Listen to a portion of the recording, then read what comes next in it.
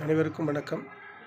நான் புதிய புரட்சி மக்கள் கட்சி தலைவர் பவுன் குணசேகர். இந்த காணொலியின் வாயிலாக மக்களை சந்திக்கின்றேன்.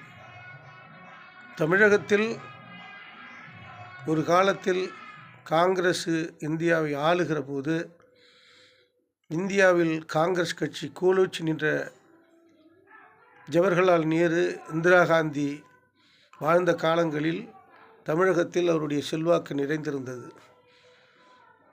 அந்த காலம்தான் காமராஜருடைய காலம். அது பொற்காலம். காமராஜர் முதல்வராக இருந்தார்கள்.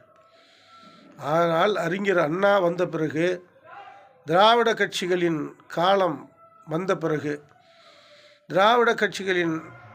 திராவிடர்களின் ஆட்சி, திராவிட கட்சி வந்த பிறகு காங்கிரஸினுடைய நிலை கொஞ்சம் கொஞ்சமாக மங்கி போய்விட்டது. இன்று திராவிட முன்னேற்றக் கழகம், அண்ணா திராவிட முன்னேற்றக் கழகம், 2 திராவிட கட்சிகளுக்கு இடையே தான் போட்டி. மீது எத்தனை பேர் உருவானாலும், எத்தனை கட்சிகள் இருந்தாலும், கம்யூனிஸ்ட் கட்சியாக இருந்தாலும், காங்கிரஸ் கட்சியாக இருந்தாலும், பாரதிய ஜனதா கட்சியாக இருந்தாலும், தற்போது வந்திருக்கின்ற விஜய் தமிழக வெற்றி கழகமாக இருந்தாலும், உங்களுடைய ஓட்டு வங்கியை முதலில் நீங்கள் நிரூபிக்க வேண்டும். உங்களுக்கு எத்தனை சதவீத வாக்குகள் இருக்குது என்பதை நீங்கள் முதலில் நிரூபிக்க வேண்டும். அதை நிரூபித்த பிறகுதான் நீங்கள் கூட்டணி ஆட்சியில் பங்கு கேட்க நீங்கள் தகுதி உள்ளவர்கள். ஆகவே உங்கள் தகுதியே உங்களுக்கு தெரியாத காலகட்டத்தில் உங்கள் ஓட்டு வங்கி, உங்களுடைய உறுப்பினர்கள் எத்தனை லட்சம் பேர் இருக்கிறார்கள் என்று நீங்கள் அறியாத நேரத்தில் வாய்க்கு வந்தபடி இந்த காங்கிரஸ் கட்சியில் அவர் எந்த பொறுப்பும் கிடையாது.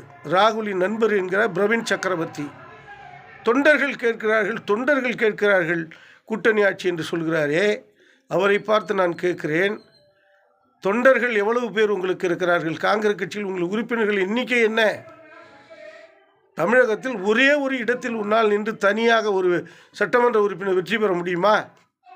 இந்த பிரவீன் சக்கரவர்த்தியை நான் பார்த்து கேட்கிறேன், உங்களால் நின்று தமிழகத்தில் ஒரு சட்டமன்றத்திற்கு உங்களால் வர முடியுமா?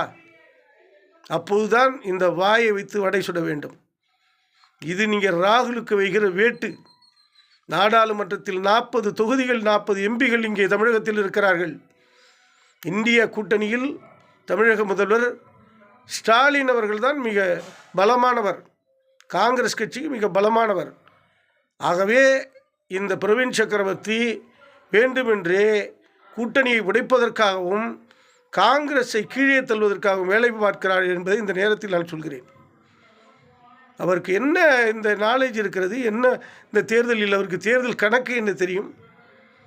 இந்தியாவை ஆளக்கூடிய இன்றைக்கி பாரதிய ஜனதா கட்சி எதிர்த்து ஐயா ராகுல் காந்தியை கரம் பிடித்து இந்தியாவில் இன்றைக்கி எதிர்க்கட்சியாக உட்கார வைத்திருக்கிறார் என்றால் அது ஸ்டாலின், மு.க. ஸ்டாலின் தமிழக முதல்வர் தான் என்பதை நாங்கள் அறுதியிட்டு சொல்ல முடியும்.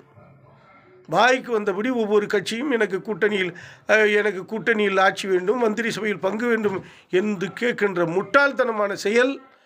நீ தமிழகத்தில் ஒரு தொகுதியில் நின்று உன்னுடைய வாக்கு வங்கி, உன்னுடைய உறுப்பினர்களை வேண்டும் இதை நிரூபித்து ஒரு சட்டமன்றத்திற்கு உன்னால் செல்ல முடியும் என்றால் நீ இதை பேசு.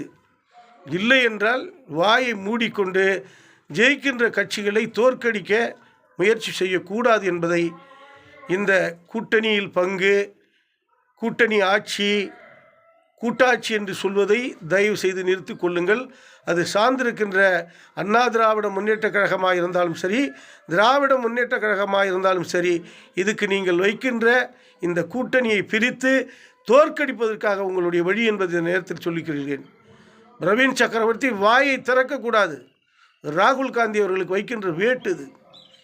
அவர் எவ்வளவோ நடைப்பயணம் செய்து கட்சியை காப்பாற்றக்கூடிய சூழ்நிலையில் தமிழகத்தில் 40 நாடாளுமன்ற உறுப்பினர்களை உங்களுக்கு கூட்டணி ஆட்சியில் பங்கு கொடுக்க தயாராக இருக்கிறார் மிஸ்டர் ஸ்டாலின் அவர்கள். அதை கெடுக்கிறீர்கள். அண்ணா திராவிட முன்னேற்றக் கழகமாக இருந்தாலும், திராவிட முன்னேற்றக் கழகமாக இருந்தாலும், எவனாக இருந்தாலும் கூட்டணி ஆட்சி, கூட்டணியில் பங்கு என்று சொல்பவர்கள் ஒரு தொகுதியின் முதலில் நீ சட்டமன்றத்தில் நின்று வெற்றி பெற்று காட்டு என்பதை இந்த நேரத்தில் பணிவோடு கேட்டுக்கொள்கிறேன். வணக்கம்.